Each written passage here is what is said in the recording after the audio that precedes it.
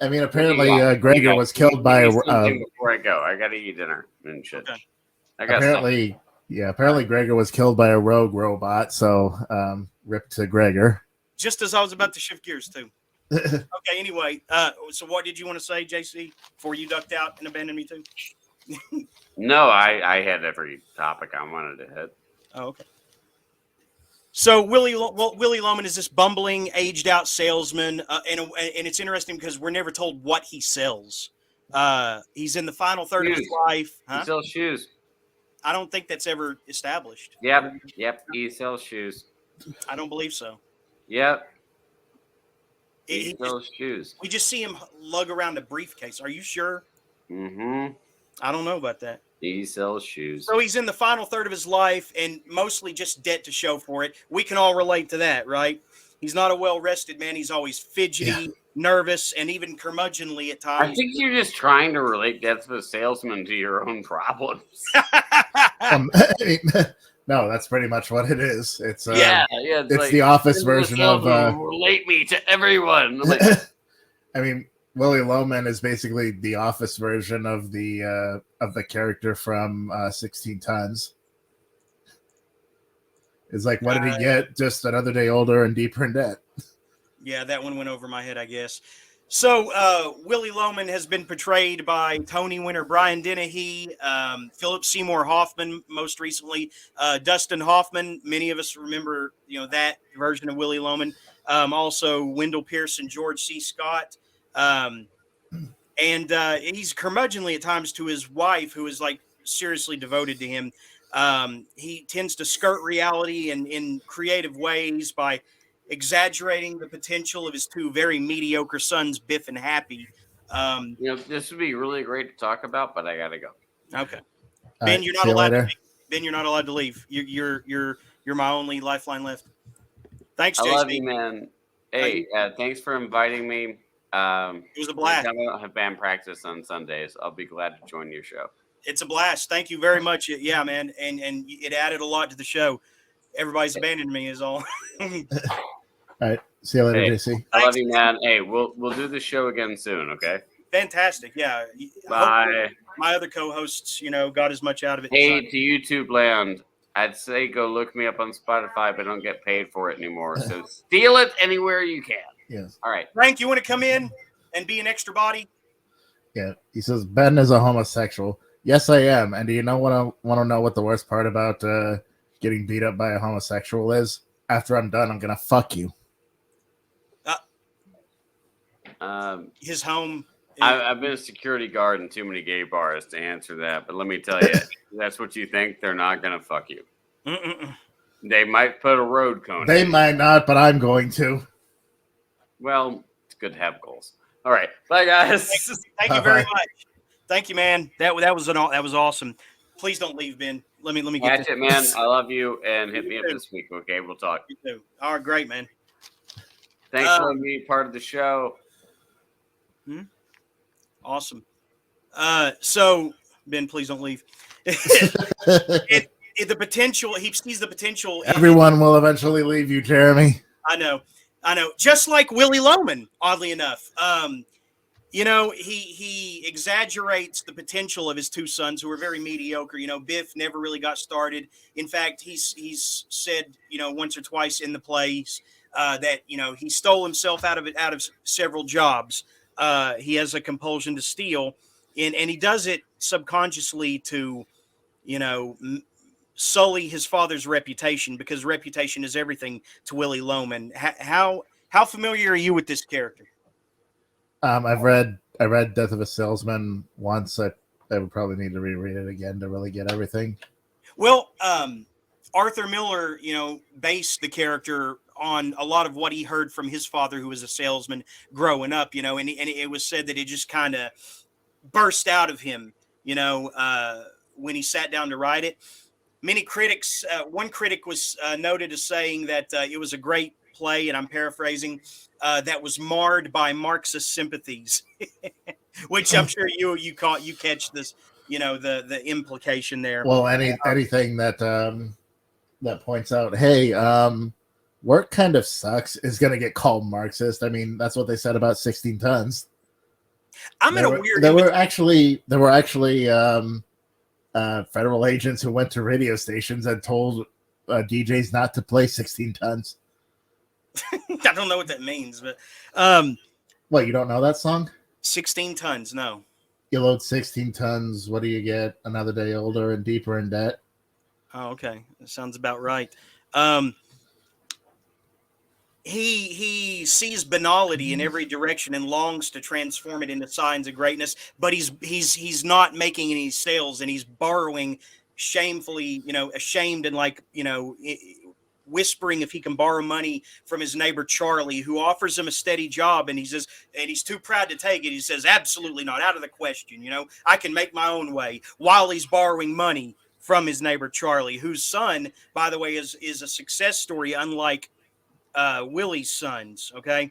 And Willy throughout the whole, presentation is always, kind of breaking script and kind of pulling people aside and said, hey, what's the secret? And he has like imaginary conversations with his brother, who walked into the jungle at 17 and walked out at 21, filthy rich. And even he's long dead. So Willy is like, he's a free man, but he's trapped in this pursuit of a success in his mind that does not exist, always looking for that secret, how a man can finally get big, and all this while, the mother is just trying to stop everyone and say, what's wrong with just being loved, and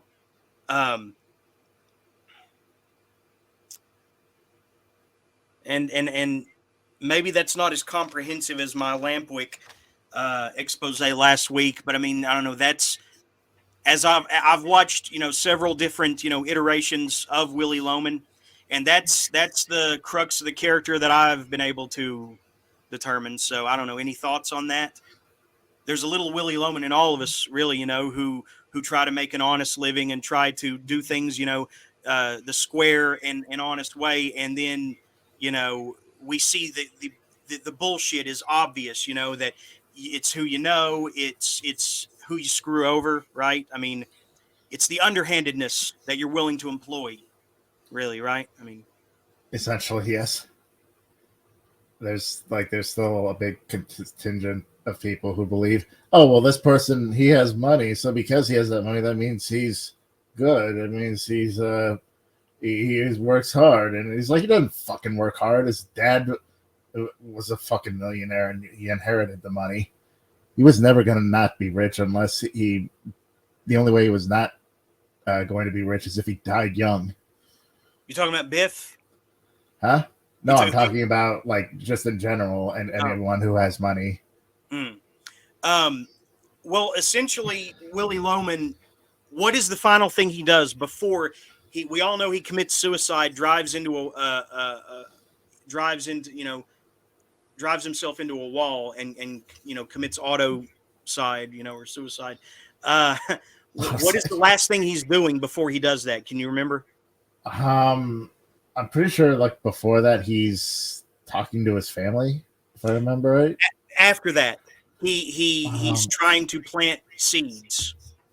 Very symbolic. He's trying. Oh yeah. It's like the last thing he can think of to do that he can leave behind and it can grow into something. He's obsessed with making something of more of his circumstances, and it's really sad. And Boyd makes a good point about Glenn Ross owing a huge debt to Death of Salesman. No question. I think Glenn Ross was written by David Mamet, who later did The Wire, was it not? Is that right? I don't know. Well, Glenn Ross is actually a superior play to Death of a Salesman, if you ask me. But the Alec Baldwin scene in that movie was ad-libbed, for the movie. It was never in the play. Anyone know that? What, the coffee is for closers thing? Yeah. Put that coffee down. A, B, C. A always be B, C closing. Always be closing. Yeah. Like, I haven't seen that movie yet, but don't people miss the point of that scene? Isn't the whole point of that scene is that is that this mercantile view of the world is entirely disordered. Well, yeah, but the problem with that is that his method is actually Zion Steel. Oh, you sound like a real person. I do. No, I'm talking to Zion Steel in the chat. Oh, we got a porn bomber. Is that it? Hi, porn bomber. Are you? Hi, boys. Okay, just put the porn link in so we can ban your stupid ass. Do it. Yeah, like anyway, like yeah, you know, come on. Probably a robot, not even a real woman. You know. Anyway, so the problem with that is that if we're gonna do a footnote about the Alec Baldwin character in Glenn Ross, is that his method is actually successful. He has success to show for all his bullshit, you know, lecture. He like he says to the one guy, like he says to Moss, you know, that's why I drove an '84 like BMW, you know, here, and you drove a Hyundai. It's like there's actually something to back up his claims, you know, even though we can see he's full of bullshit, it's the kind of bullshit that's lucrative. Okay. Please ban that account. Why? What did she say? Who wants to use what? Who wants to use me? Where's the Johnny Boy streams? They're still up. I didn't take them down. I don't know what you're talking about. There's a Zara Steel and a Zion Steel. What the hell? Ban both of them. Do you know them or something? What's the deal? No, they're obviously porn bots. An error occurred. Try refreshing the page. Are you putting a voodoo hex on me? Yes. I think they are. They're putting a voodoo hex on me. I can't ban them. I can't ban them on my own show. I tried. Oh. Looks like Zara and Zion were the same person. Okay. Why? You think they were going to say something anti-Semitic or something? Or? They were obviously porn bots. Are you not listening to me?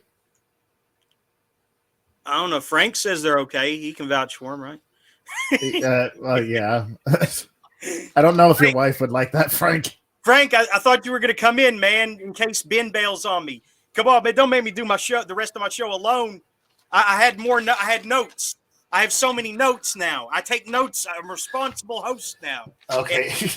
And we had so much cool stuff to get through that I could not maneuver my way to it while both the cool, you know, the cool like rock stars JC and John Wayne were on. I could not maneuver out of their, you know, talking or whatever. Okay, why don't we just go into the books we've been reading? Yes. Okay. Me or you? You start. Okay.